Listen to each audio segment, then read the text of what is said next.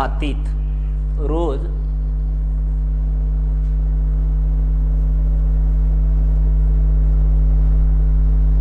मातीत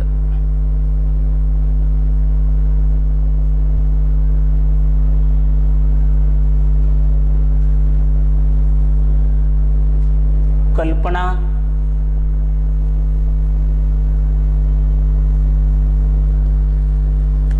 दुधाळ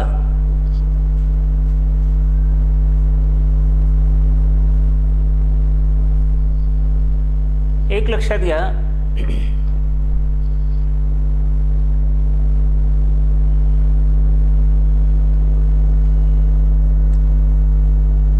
परिचय, प्रस्तावना अर्थात कविता आहे. एक लक्षात घ्या,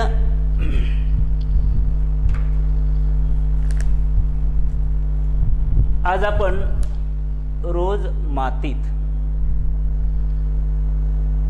ही कविता, ही रचना आज आपण पाहणार आहोत. रोज म्हणजे दररोज, नियमित. मातीत पंचमहाभूतापासून मानवाची निर्मिती झालेली आहे. त्यात पृथ्वी एक पंचमहाभूत आहे. आज आपण या भारतामध्ये, खरं तर भारत हा कृषी प्रधान देश आहे.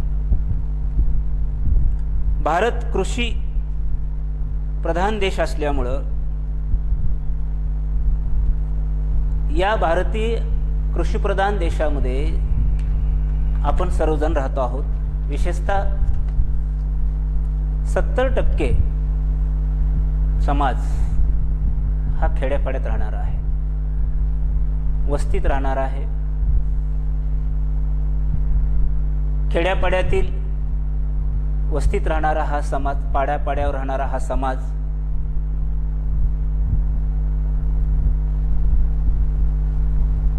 परंतु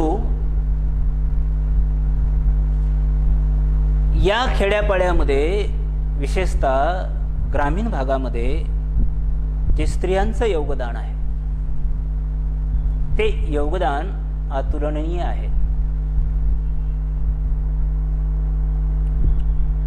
या संसाराचे दोन जे चक्र आहेत, एक पुरुष आणि एक स्त्री, पण स्त्री किती काबाड कष्ट करते, किती राबते, याचं चित्रण मराठी साहित्यामध्ये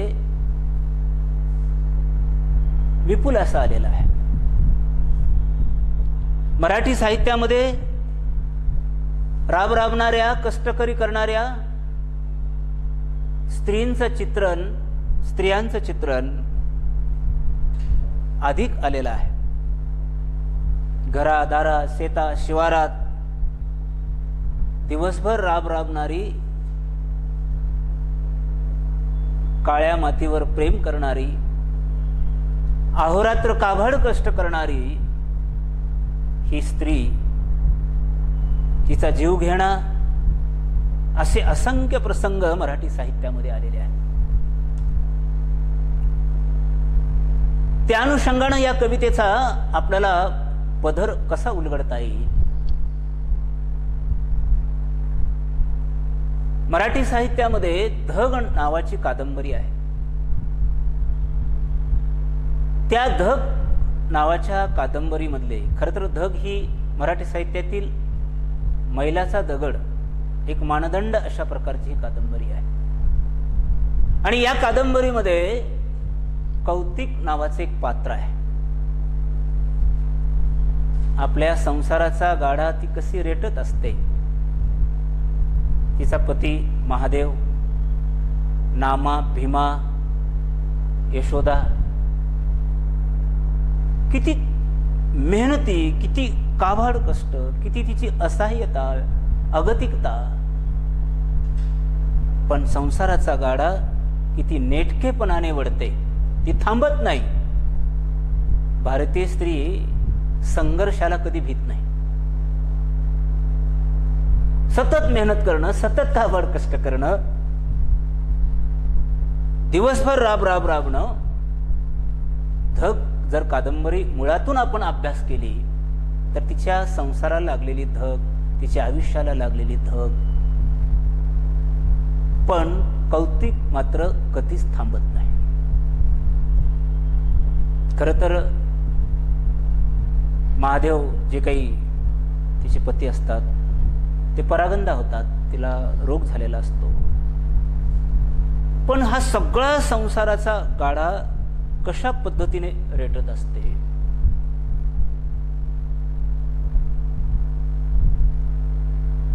किंवा झोंबी या कादंबरीमधील तारा, तिचा संघर्ष आलेला आहे.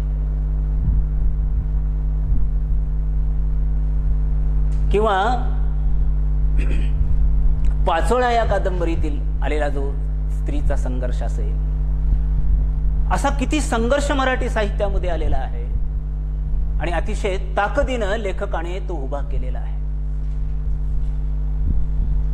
अशा एका स्त्रीचं जीवन या कवितेमध्ये कल्पना दुधाळ या कवितेने मांडण्याचा अतिशय चांगला प्रयत्न केलेला आहे. खरं तर कल्पना दुधाळ हे मराठीतील अत्यंत प्रसिद्ध अशा प्रकारच्या कवित्री आहेत. सिजर कर म्हणते माती, धग असतेच आसपास असे काव्यसंग्रह. सिजर म्हणते माती या पहिल्या कविता संग्रहास महाराष्ट्र साहित्य परिषदेचा कवी कुसुमाग्रज असे एकूण 28 पुरस्कार तिला प्राप्त झालेले आहेत या लेखिकेला. धग असतेच आसपास या कविता संग्रहास महाराष्ट्र फाउंडेशनच्या पुरस्काराने सन्मानित करण्यात आलेला आहे. अशा प्रकारची एक वास्तववादी लेखिका म्हणून आपण कल्पना दुधाळ यांच्याकडे पाहतो. रोज मातीत या कवितेचा भावगंध नेमका कसा आहे, भावशय नेमका कसा आहे, त्याची नेमकी मध्यवर्ती कल्पना काय आहे, मध्यवर्ती रचना काय आहे. रोज मातीत, मी म्हणालो रोज हा शब्द फार मुद्दाम या ठिकाणी वापरण्यात आलेला आहे. रोज, दररोज मेहनत काबाड कष्ट करणारी आमची भारतीय स्त्री आहे, ती कधीच थांबणारी नाही. रोज मातीत राबणाऱ्या शेतकरी महिलेचं मनोगत या कवितेतून व्यक्त झालेलं आहे. कोणाचं आहे? शेतकरी स्त्री,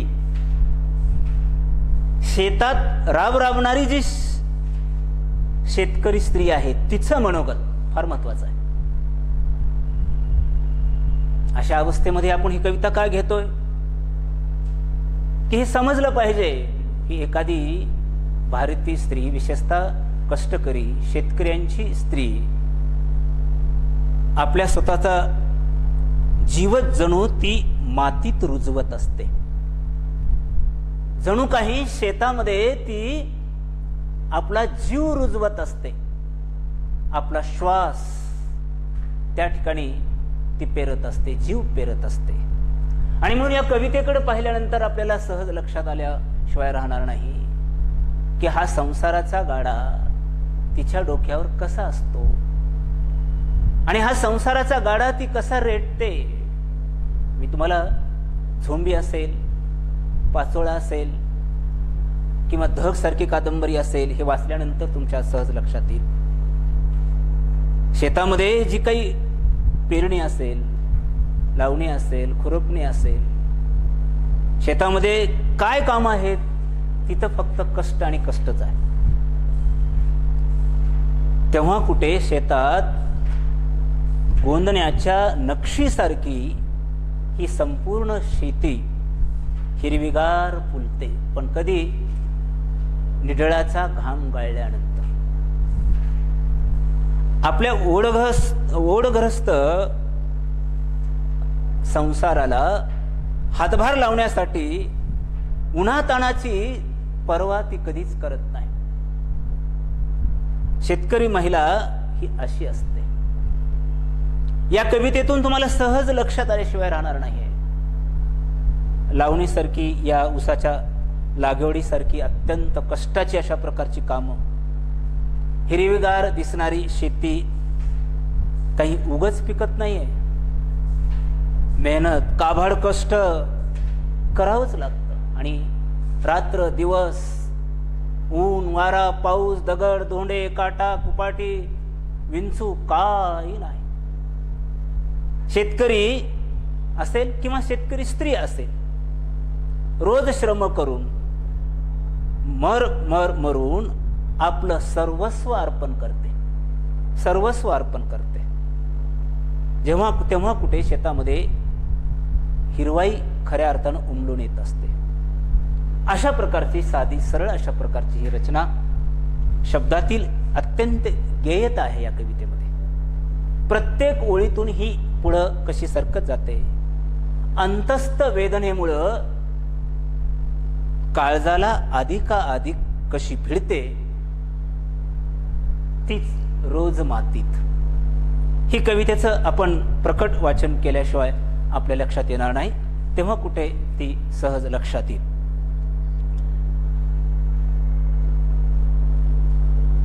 सरी वाफ्यात कांद लावते, सरी वाफ्यात कांद लावते, बाई लावते. नाही कांद ग जीव लावते, बाई जीव लावते. सरी वाफ्यात कांद लावते, बाई लावते. नाही कांद ग जीव लावते, बाई लावते. काळजाला आईला हिरव गोंदते, बाई गोंदते. रोज मातीत ग नांदते, बाई नांदते. फुलं सोन्याची झेंडू तोडते, बाई तोडते. नाही फुलं ग देह तोडते, बाई तोडते. घरादाराला तोरण बांधते, बाई बांधते.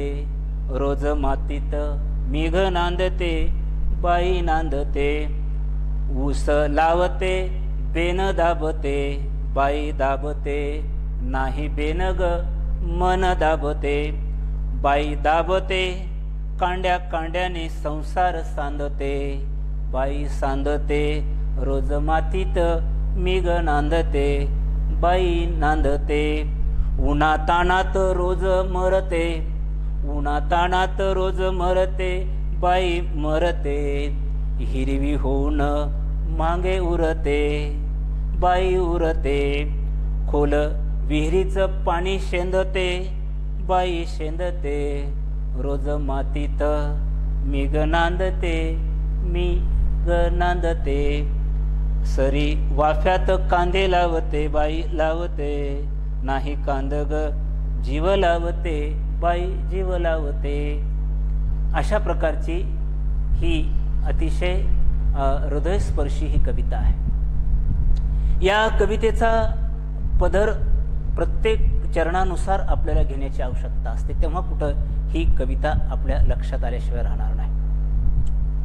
सरी वाफ्यात कांद लावते, बाई लावते. नाही कांद ग जीव लावते, बाई जीव लावते. तर स्वतःचा जीवच जणू कांद्याच्या रूपानं ती लावते. मी म्हणालो मगाशी की शेतामध्ये शेतकरी कधीही बी पेरत नाही तर आपला जीव पेरत असतो. आणि म्हणून या आरंभीच्या कडव्यामध्ये, रचनेमध्ये ही स्त्री स्वतःचा जणू कांद्याच्या रूपाने जीव लावते. काळ्या आईला हिरव गोंदते, बाई हिरव गोंदते. रोज मातीत मेघ नांदते, बाई नांदते. जेव्हा कांदे लावते असं आपण भाषेमध्ये घेऊ, लावल्यानंतर त्या रोपाच्या रूपानं जणू काही त्या शेतामध्ये नक्षीकाम, नक्षीप्रमाणे शेती पिकवलेली आहे की काय, सजवलेली आहे की काय.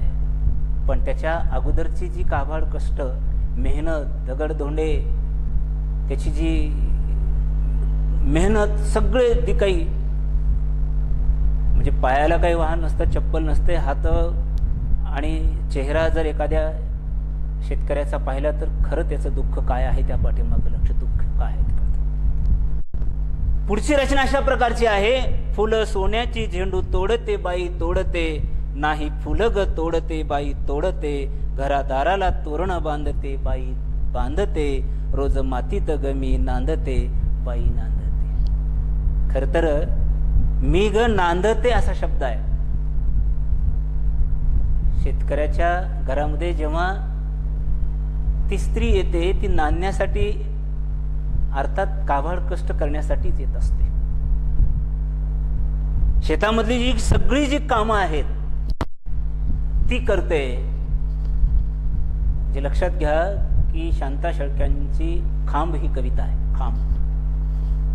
आता ही खांब ही जी कविता, त्या कवितेमध्ये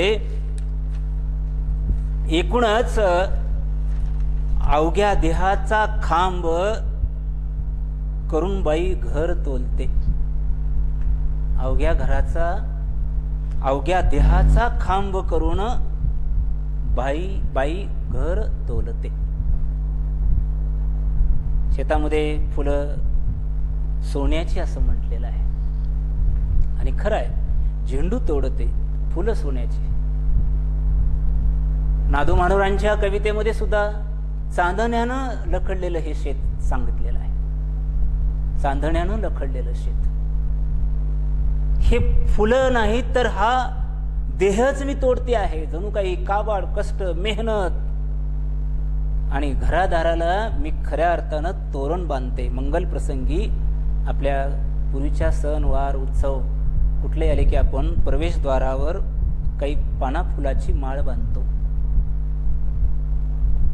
त्याला तोरण म्हणतात. बाई बांधते रोज मातीत मी ग नांदते बाई नांदते. रोज मेहनत, रोज कापाड कष्ट, आणि याशिवाय तिच्या नशीब काही नाहीच खऱ्या अर्थानं. आणि मग ती एकूणच रचना लक्षात आल्यानंतर आपल्याला सहज लक्षात येईल की तिची जी काही मुळातच ती काबाड कष्ट मेहनत घेऊनच जन्माला आलेली असते. उस लावते बेन दाबते बाई दाबते, नाही बेन ग मन दाबते बाई दाबते. बघा, ऊस लावणं, बेन त्याला म्हणतात बरं. ऊसाचे तुकडे, कांड्या, बरोबर आहे. शेतातील सरीमध्ये पायानं दाबायचं असतं. ते पायानं फार मेहनतीचं कष्टाचं काम असतं ते. कांड म्हणजे अध्याय सुद्धा सांगितलेला एका ठिकाणी अर्थ. त्रिकांड सुद्धा सांगितलेले आहेत, ज्याच्यामध्ये मंडल आहे, त्याच्यामध्ये अध्याय आहे, विभाग आहे वगैरे. तो याचा भाग आहे. पेरण्याचं जे बी आहे, ऊसातला डोळा असतो, डोळा तिथं बरोबर तो पेरायचा असतो. बेनं मुलाला सुद्धा म्हटलंय बरं, हे बेनं. पण इथं ऊसाला या ठिकाणी डोळा असतो आणि ते दाबायचं असतं. किती काबाड कष्ट आहेत बघा. कांड्या कांड्यानी संसार सांदते बाई सांदते, रोज मातीत मिग नांदते बाई नांदते. कांड्या कांड्यानी म्हणजे काय? थोड्या थोड्या का संसार हा सुयू एवढा सुद्धा असतो.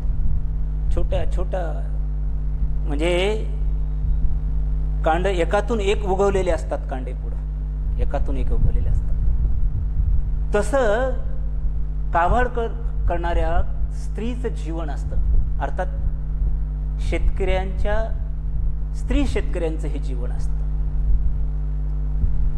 आणि म्हणून ती संसार इतका बारकाईनं करते आणि आपला घरदार खऱ्या अर्थानं सजवत असते.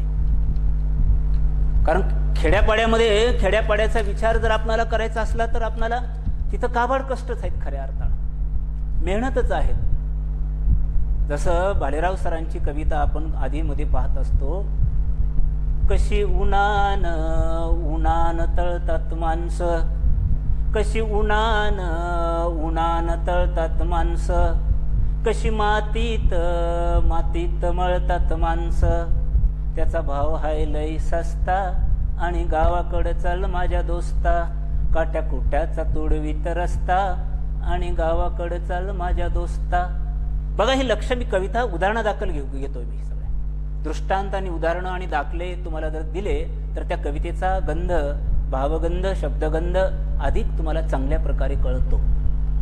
आणि म्हणून काभाड कष्ट करणाऱ्या शेतकरी स्त्रीचं जीवन काय असतं याचा रोज मातीत, तिचं जीवनच मातीत आहे आणि शेवटी मातीच होते. पण यामध्ये सुद्धा दुर्दैव अशा प्रकारचा आशावाद आहे. असं नव्हे की निराशवाद आहे असं म्हणता येणार नाही. पमू शिंदे यांची कविता यापूर्वी अभ्यासाला लावलेली होती. दुर्दैव आशावाद शेतकऱ्यांचा कसा असतो. कितीही काही येऊ द्या पण तो जगत असतो. आणि शेवटचा कडवा आहे, उन्हा तान्हात रोज मरते बाई मरते, हिरवी होऊन महाग उरते बाई उरते, खोल विहिरीचं पाणी शेंदते बाई शेंदते, रोज मातीत मी ग नांदते बाई नांदते. उन्हा तानात मेहनत करणं, काभाड कष्ट करणं, याच्यातच बाईचं जीवन जातं, ह्याच्यातच बाईचं अखंड आयुष्य संपत खऱ्या अर्थानं. हा संसाराचा जो यज्ञ आहे त्यामध्ये ती संपूर्ण यौवनाचा आपल्या काभाड कष्ट करून स्वा करते आणि शेवटी मातीच होते त्याची. उन्हा ताना हिरवी होऊन महागे उरते, म्हणजे आतोनात कष्टानंतर हिरव्या समृद्धीला ती जन्म देत असते. हिरव्या समृद्धीच्या स्वरूपामध्ये फक्त ती शिल्लक राहते. बाई संपत नाही, तर काभाड कष्ट करणं केल्यानंतर हिरव्या समृद्धीला ती खऱ्या अर्थानं शिल्लक राहते. खोल विहिरीचं पाणी शेंदते बाई शेंदते, रोज मातीत मी ग नांदते बाई नांदते. रोज खोल विहीर आहे. आता हे सगळं चित्र आता तुम्ही पाहिल्यानंतर लक्षात येईल, सर हे थोडं या ठिकाणी म्हणजे या चित्रामधूनच विशिष्ट ह्या पुस्तकाचं एक वैशिष्ट्य असं आहे की सचित्र पुस्तक बनवलेलं आहे, पूर्णपणे सहचित्र. आणि सहचित्रामध्ये नजर जरी तुम्हाला प्रत्येक पाठ्यपुस्तकाकडे टाकली तर ती पाठ्यपुस्तकातली कविता तुमच्या सहज अशा प्रकारची सुलभ लक्षात येते. आणि म्हणून प्रत्येक प्रसंग त्यांनी सांगितलेला आहे.